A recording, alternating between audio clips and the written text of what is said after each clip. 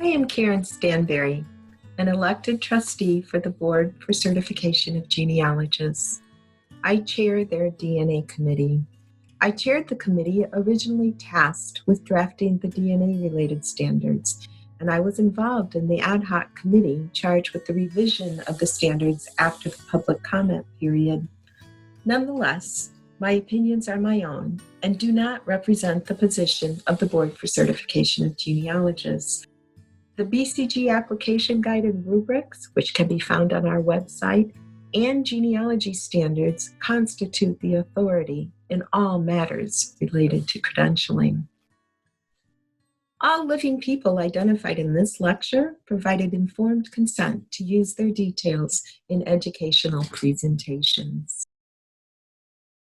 Much of the information I will discuss today is drawn from this small volume, Genealogy Standards, the second edition, published in 2019 by the Board for Certification of Genealogists. Now, we know that not all family historians want to be certified, but this book is not just for people who want to be certified. It is not just for professionals. It is for family historians, all family historians, including those that limit their research to their own families. Genealogy Standards helps us to accurately describe our ancestors' lives, relationships, and histories. It helps all of us to not make mistakes as we reconstruct our ancestors' families. Our own families are just as important as paid clients and deserve the very best research we can accomplish. I always begin my lectures with the key takeaway points I strive to communicate in our time together.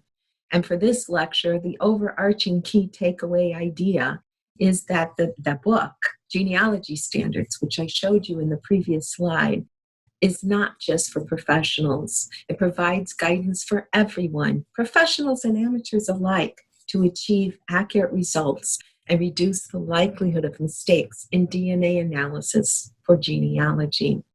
Genealogy standards are for everyone. And I have supporting takeaway points, which include the genealogical proof standard is the foundation for genealogy standards.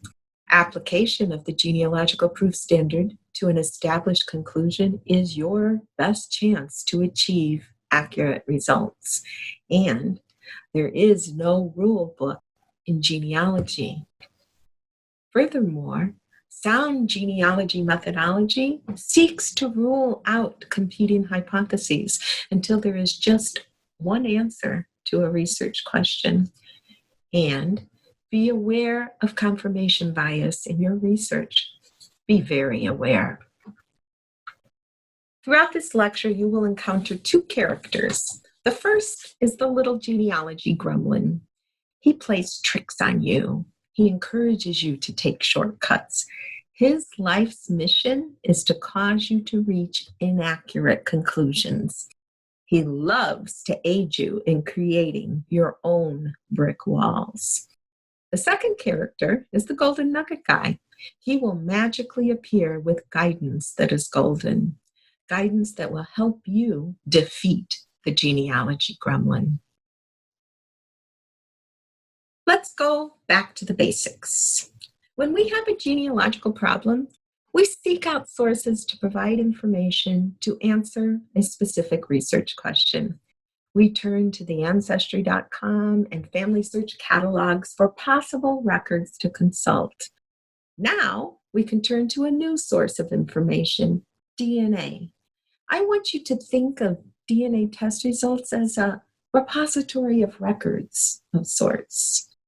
Meet John Absalom Stanberry. He was born in 1858, probably in McMinn County, Tennessee. He is my second great-grandfather. John was my grandpa's grandpa.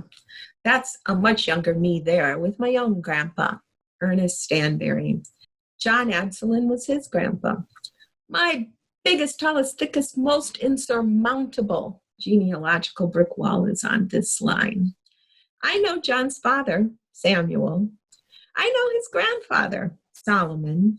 I even know his great-grandfather, old Ezekiel, who appeared as an adult paying tax on a horse in Frederick County, Virginia in 1787. John's DNA is one of the repositories that holds the answers to Ezekiel's origins. His DNA can provide critical evidence to help me learn more about John's parents, grandparents, and great-grandparents. I inherited my grandpa's DNA, and he inherited his grandpa John's DNA, and John inherited his great-grandpa old Ezekiel's DNA. So I ask you, if you could go to a repository and find evidence of the origins of most of your second and third great-grandparents all in one place, and it only costs $79 plus shipping, wouldn't you go there? DNA test results are yet another source of information we use to answer specific genealogical research questions. These are typically questions about biological relationships. Some research plans addressing an identity-related research question may benefit from research in DNA, but BCG, recognizing that DNA evidence is not always available or relevant, does not require applicants to use it. BCG does encourage applicants, if not all genealogical researchers, to consider the availability and potential usefulness of DNA evidence, just like any other sources of evidence, to help solve each genealogical problem they address. Today, I will address two common mistakes in DNA analysis. The first one is the bad habit of ruling in instead of ruling out the answer to your research question. And the second is yet another bad habit, researcher confirmation bias. But before we get to that, we need to discuss some fundamental genealogy methodology principles. Let's think about the genealogical proof standard. Are you a name collector? Name collectors say things like this: I have my pedigree back to the 1500s. The kids in this 1860 census record must be their children. I love shaky leaf hints. My ancestor is in 250 online trees. Gotta be right. I'll just ignore this conflict. Or are you a researcher? Someone who regularly interprets documents, considers all relevant sources, strategies, and methodologies, engages in problem analysis and research planning, employs tests of analysis and correlation, and regularly uses DNA evidence to address questions of biological relationship.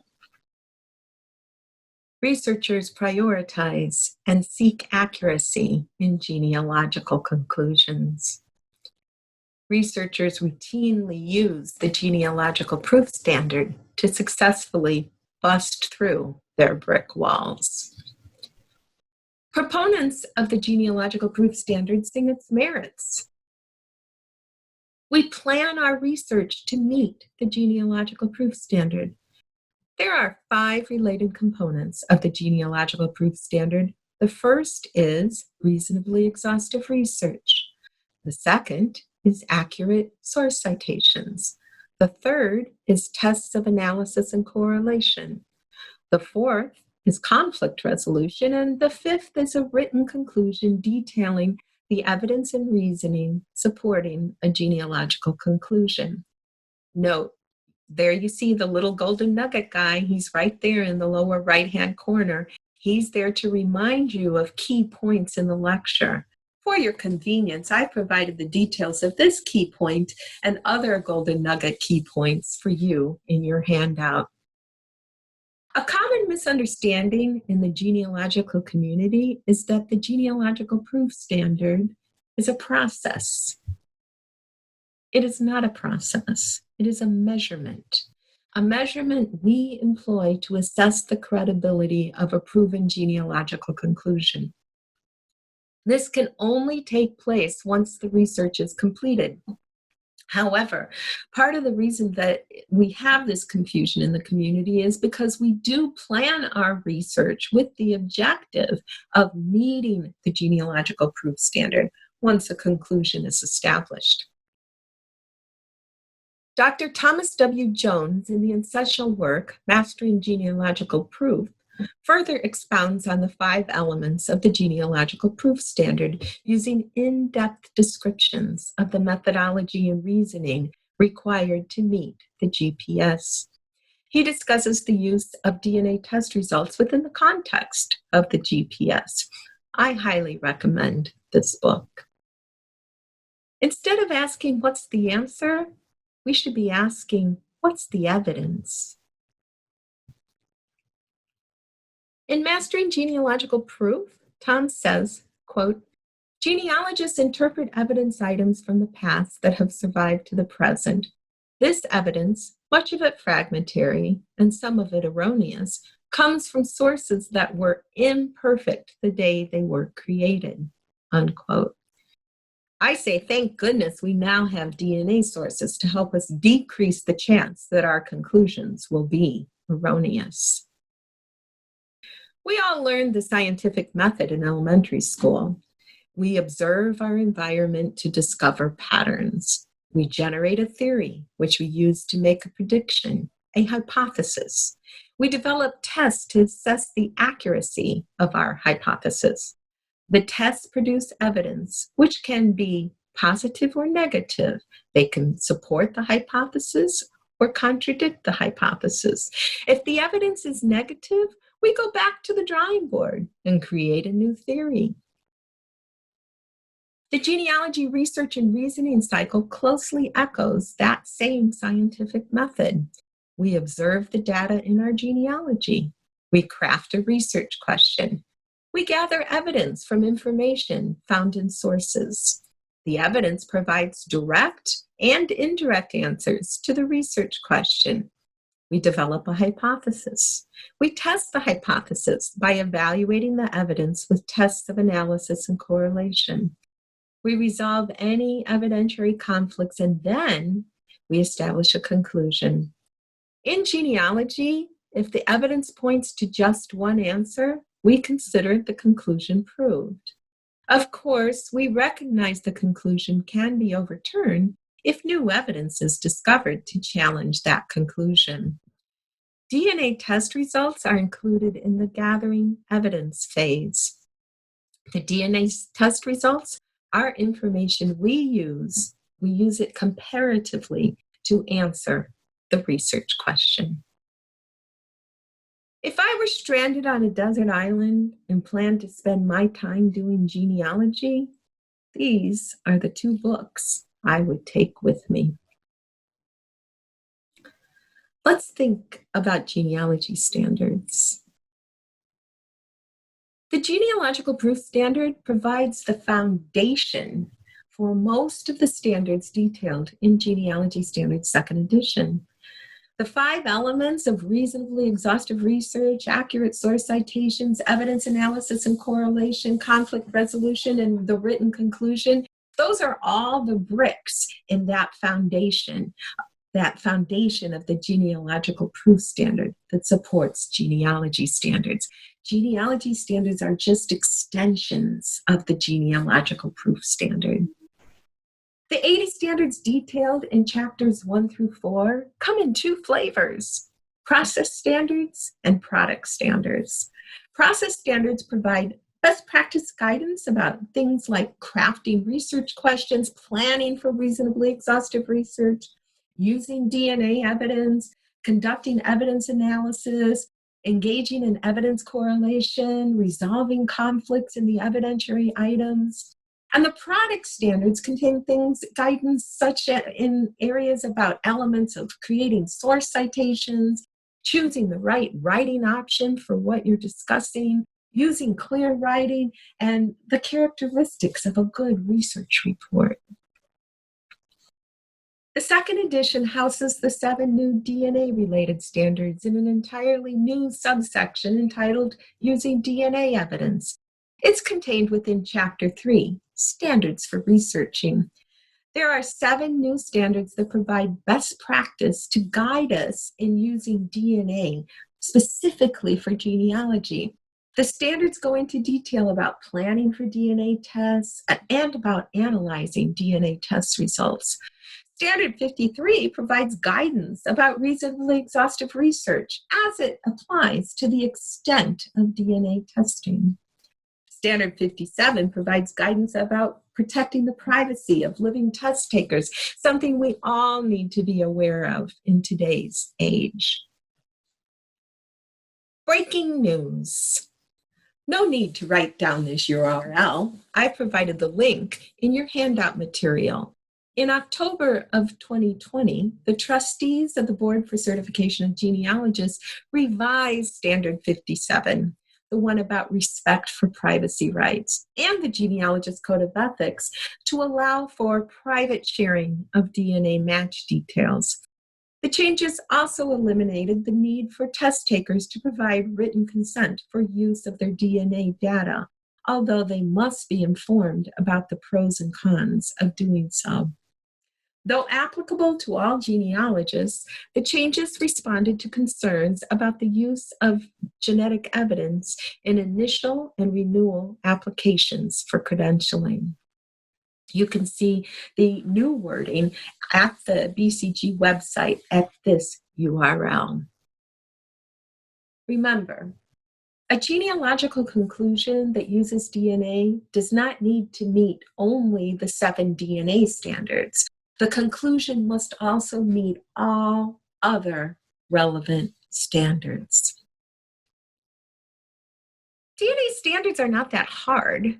They are really just extensions of skills you already use in your genealogical research. You already know how to craft a research question and engage in research planning. You know how to conduct reasonably exhaustive research. You know how to study and understand the sources that you examine.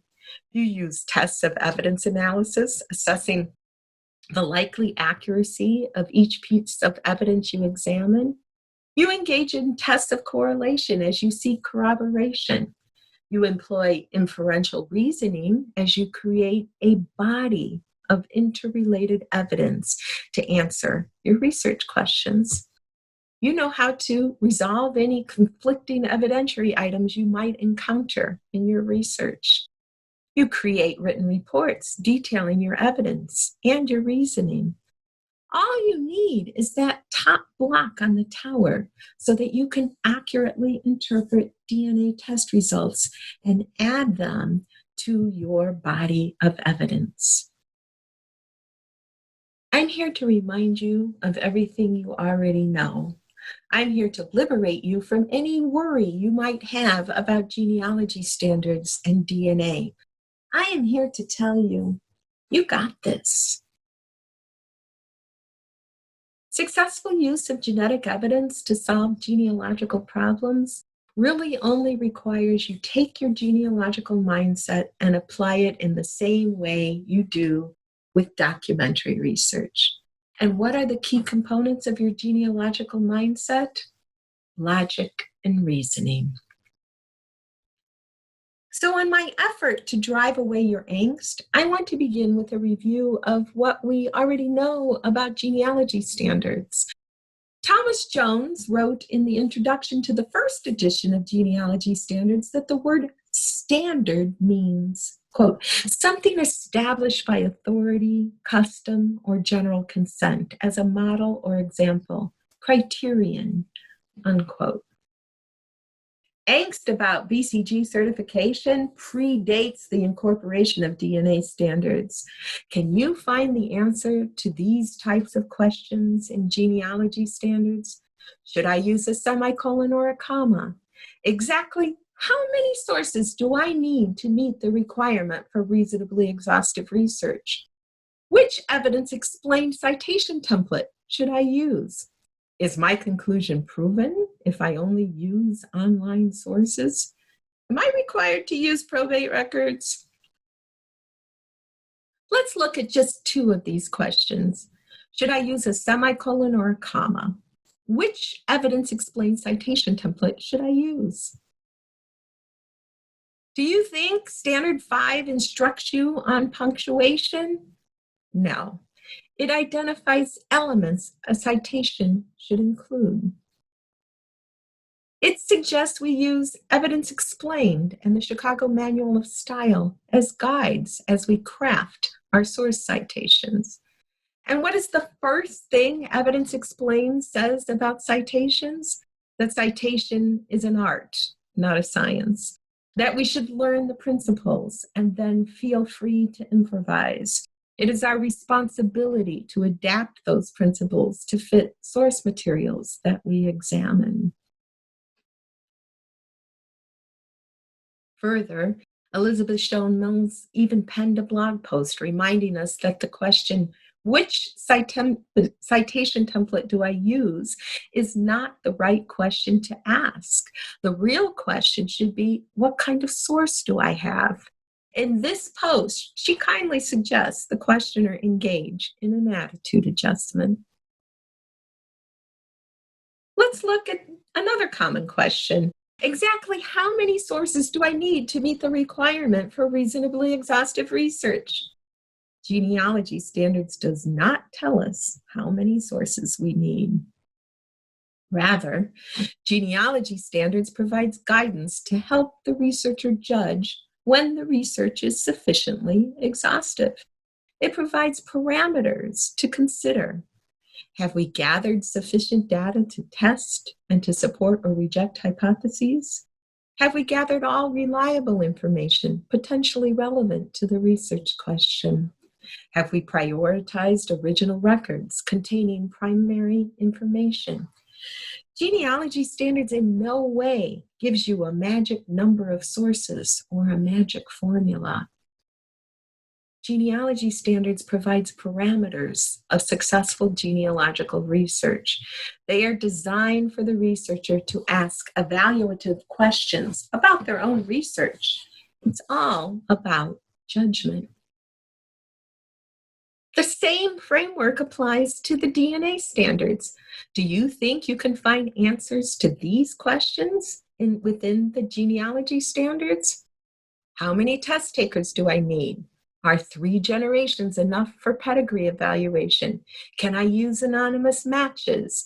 Is the Watto tool enough to achieve proof? Do I have to include spouses? If I have segment triangulation, do I need, you fill in the blank? How do I provide sufficient verifiable information? Again, let's take just one of these questions. Are 3 generations enough for pedigree evaluation? Standard 52, Analyzing DNA Test Results, tells us to address all relevant factors, including the accuracy, completeness, and depth of the pedigrees included in the analysis. It does not specify how many generations should be included. It guides us to consider the possibility of more than one common ancestor for each pair of DNA test takers. It provides parameters so that we can judge and evaluate our own work. Do you think you can find the answer to this question in Genealogy Standards? How many test takers do I need? Of course not. Again, the standards provide guidance to help you judge if you have enough test takers. You need enough to propose a genetic relationship, eliminate competing hypotheses, correlate with documentary research, and to resolve conflicts. Of course, this is highly dependent on the research question and varies from situation to situation. But fun fact to know and tell, comparison of just 2 DNA tests is rarely enough. Genealogical conclusions rarely meet the standard for proof if only 2 DNA test takers are compared. Genealogical relationships more distant than that of a parent-child or of siblings are supported by correlation of data from more than 2 test takers. There is no rule book in genealogy.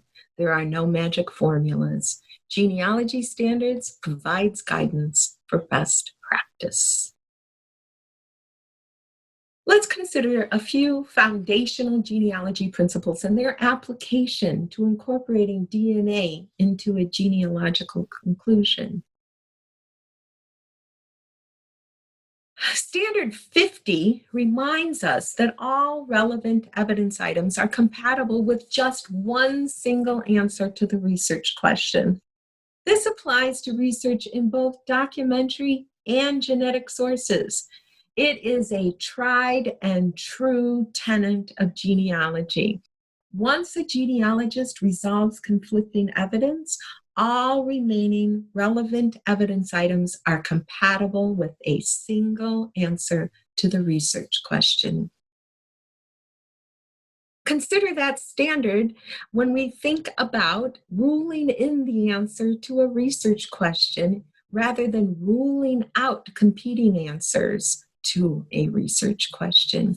In my opinion, the biggest mistake when using DNA for genealogy is people's tendency to rule in instead of ruling out. Ruling in often means jumping to conclusions, a tenuous position indeed. Think about it. Anyone alive on the planet Earth at the time of a child's conception could be the source of the shared DNA.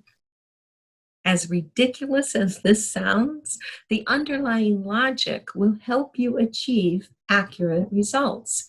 We start big and then eliminate candidates until we have just one candidate left. Always keep this in mind as you analyze your evidence, seeking an answer to your research question. The most important concept is you must rule out all competing hypotheses or all competing ancestral lines until the evidence points to just one answer. There are all kinds of ways to do this. Consider all other ancestral lines as competing hypotheses until you employ evidence analysis, evidence correlation, and reasoning to rule them out. Remember Sherlock Holmes. It is always wise to remember that the data drives our hypothesis, not our secret wish or hope for result. He says, it is a capital mistake to theorize before one has data. Insensibly, one begins to twist facts to suit theories instead of theories to suit facts. Standard 27, note-taking objectivity, reminds us to not allow bias, preference, or preconception to affect our choices of information to collect and not to collect. I introduced you to the little genealogy gremlin in the beginning of this lecture. Remember, he plays tricks on you and he encourages you to take shortcuts. His mission is to cause you to reach inaccurate conclusions, and he just loves to aid you in creating your very own brick walls. He tells you in his velvety voice, see, your 5 shared matches all have Josiah Pencilbottom in their trees. The shared DNA must be Pencilbottom. I want you to shout back at that gremlin. Tell him that Josiah Pencilbottom had a wife, and of course her maiden name is unknown, and the shared DNA could be from that wife's ancestral line. A common research strategy is to excitedly open a group of shared matches and find the same ancestor in their pedigrees and then rush to the conclusion that said ancestor is the source of the shared DNA and proves the biological relationship. This is ruling in instead of ruling out. I see people doing this even when there are common ancestral lines in the same place and time. The common ancestral line may be the source of the DNA, but you can't conclude it until you have considered and eliminated the other ancestral lines. An unsound assumption. My shared match list includes multiple genetic matches. Each identifies the same ancestor in their pedigrees. This is the source of our shared DNA and confirms my trace pedigree. Unsound assumption. Now, don't worry about the details in the next 3 slides. My intention here is to bombard and overwhelm you to make a point. Ruling in instead of ruling out may lead you to not meeting best practice guidelines. For example, this approach may lead to not meeting standards for Standard 11, sound basis, Standard 14, topical breadth, Standard 17, extent, Standard 19, data collection scope, Standard 27, note-taking objectivity, Standard 40, evidence mining, Standard 41, evidence scope, Standard 42, evidence discrimination, Standard 43, evidence integrity, Standard 46, evidence independence, Standard 47, evidence correlation, Standard 50, assembling conclusions from evidence, Standard 52, analyzing DNA test results, Standard 53, extent of DNA evidence, Standard 58, research scope, Standard 59, proof conclusions, Standard 63, honesty, and Standard 74, reports, bullet point 9. That's a lot of standards. Do I have your attention yet? Your best defense against making this mistake is to conduct pedigree evaluation and mitigate any pedigree evaluation problems you might discover. Mitigation is fundamental to proper DNA test result interpretation. Pedigree evaluation includes evaluating the pedigrees for accuracy, completeness, depth, and multiple common ancestors. The Board for Certification of Genealogists posts a series of helpful answers to DNA frequently asked questions on its website at bcgcertification.org in the DNA resources section. There are several posts specific to questions about pedigree evaluation. What is pedigree evaluation? What is required for pedigree evaluation? What are some strategies to mitigate pedigree problems? For example, this is my own pedigree, and you can see some significant gaps in my confirmed ancestors. That's because my dad gifted me with an adopted great-grandmother and an adopted second great-grandmother. Thanks a lot, Dad. Remember, Genealogy Standard 50, assembling conclusions from the evidence, that says all evidence must point to just one answer to achieve a proven conclusion. You cannot have multiple possibilities for the source of the shared DNA, even if you have the same ancestor with a match in both your trees. The gap may represent another possibility. You cannot prove that conclusion without first mitigating the gap. You could fill the gaps with more research, or in some circumstances, you can employ logic or inference to argue that the gap is irrelevant to your research question. For example, you could say that line was still in Germany at the time of this research question, and the studied line is solidly in Iowa. Or that line is clearly Swedish, and the studied line is Mexican.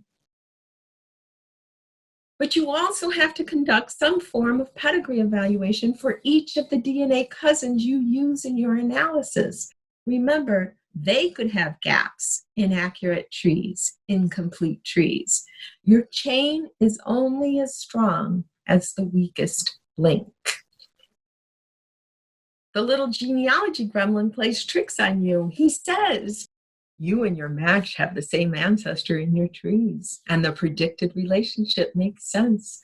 Your shared DNA must be from that ancestor. Shout back at that gremlin and tell him that you haven't yet evaluated your match's pedigree for accuracy, depth, and gaps. Remind that gremlin that you conduct reasonably exhaustive research. You do that because you want to reduce the likelihood that new information could destroy your conclusion.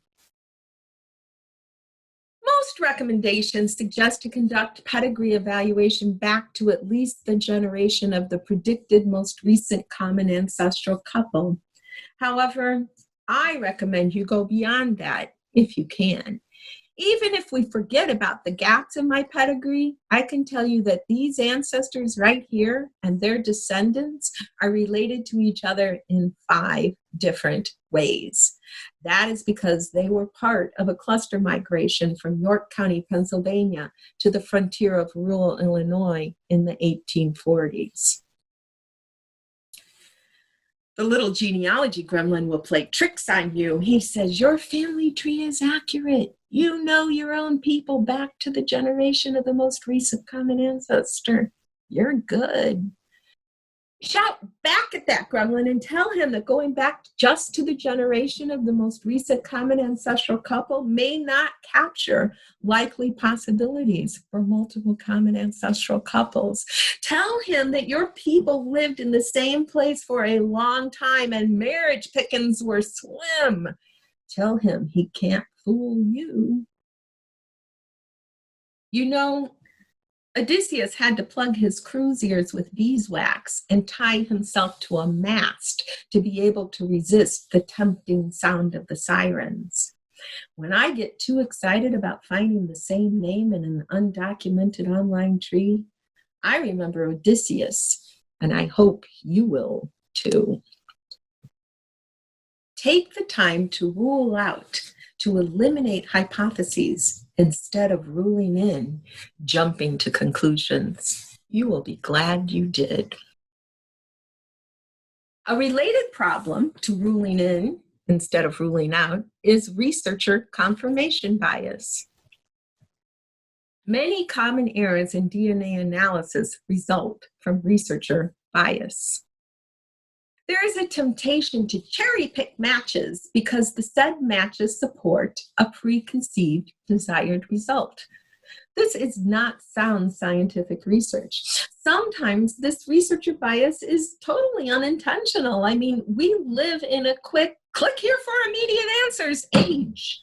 Slow and steady, careful consideration of all the evidence in front of us is the key to achieving accurate conclusions. Consider Standard 53, evidence integrity. Genealogists do not trim, tailor, slight, or ignore potentially relevant evidence to fit a bias or preconception, to harmonize with other evidence, or for any other reason. I mean, who won that race? The little genealogy gremlin plays tricks on you. He says, finally, I have DNA matches to confirm that published unsourced genealogy. Shout back at that gremlin and tell him your matches likely read that same genealogy that you did and built their trees from it, or worse, just copied your tree as their own. Luke, you're going to find that many of the truths we cling to depend greatly on our own point of view. The truth is often what we make of it. You heard what you wanted to hear, believed what you wanted to believe. Obi-Wan Kenobi. I say Obi-Wan Kenobi is a very good gremlin tamer. We seek to confirm our carefully documented pedigrees, but remember, we try as hard to disprove our hypotheses as we try to prove them. DNA testing company tools such as shaky leaf hints, through lines, theories of family relativity, predictive relationship hints are each simply clues, nothing more.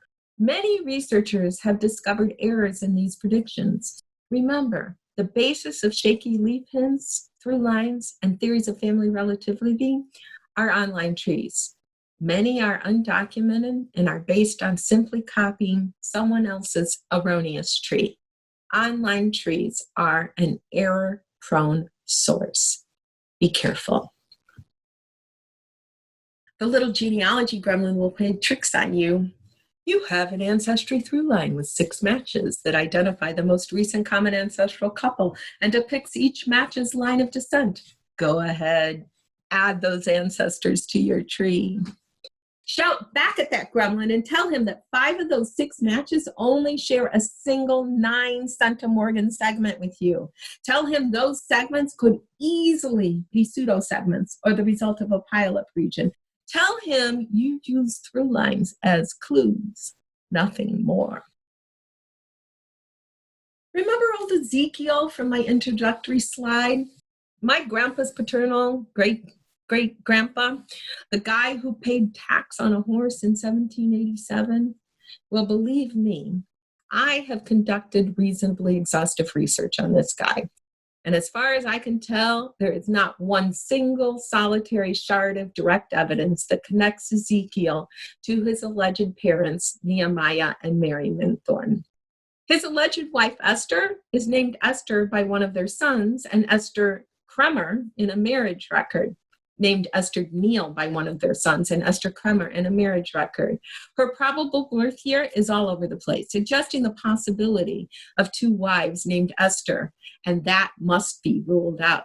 There is no evidence at all of a birth year for Ezekiel, much less a specific birth date of the 1st of January. There is no evidence at all that Ezekiel was born in Virginia, much less in Frederick County. As best as I can tell, all this information came from one man's guess, a guy who conducted Stanbury research in the 1970s and hypothesized in a Stanbury family newsletter that Ezekiel might be the son of Nehemiah and Mary, based on the same surname. They didn't even live in the same state. Now, of course, Ezekiel could be the son of Nehemiah and Mary, or he could be the son of someone else entirely. But there are 864 online trees identifying Nehemiah and Mary as his parents. 864 online trees. Those 6 records that are cited there in that particular tree include a War of 1812 service record for Ezekiel's son, also named Ezekiel, and falsely attached to the father. A Find a Grave database record that states, if you look on it and check on it, the memorial record for Ezekiel, burial is unknown. And by the way, I've tested the Y DNA for this line. His male descendants do not match with descendants of Nehemiah's kin. The Y DNA suggests another surname entirely. Try as hard to disprove your hypothesis as you try to prove it. Resist researcher confirmation bias. A tree with shaky leaves is very shady. Shaky leaf hints through Lyne's theory of family relativity, they provide clues, not hints. Do your own research. Resist the shortcuts. Resist researcher confirmation bias. Don't just stand there staring at your brick walls. Go ahead, take a chance. Apply the genealogical proof standard. Use genealogy standards and blast right through. My key takeaway for today's lecture was that the book Genealogy Standards is not just for professionals, that it provides guidance to help all family historians, professionals and amateurs alike, to achieve accurate results and reduce the likelihood of mistakes in DNA analysis for genealogy. I hope that you all agree with this key takeaway point and are giving me a virtual thumbs up for this concept. My supporting takeaway points included the genealogical proof standard is the foundation for genealogy standards. Application of the genealogical proof standard to an established conclusion is your best chance to achieve accurate results. And there is no rule book in genealogy. I can't see you, but I hope you're also giving me a virtual thumbs up for these takeaway points. And finally, I tried to convince you that sound genealogy methodology seeks to rule out competing hypotheses until there is just one answer to a research question. And I asked you to be very aware of confirmation bias in your research. I will never forget the trauma I experienced when I learned that Luke Skywalker's father was Darth Vader. I have never quite recovered from that realization. Remember, DNA can tell you things you or your family might not want to know. And always consider whether your family can handle the results before you ask anyone to do any type of DNA testing. With that said, are you ready to dive in? Are you ready to use DNA for genealogy? Come on in. The water is just fine.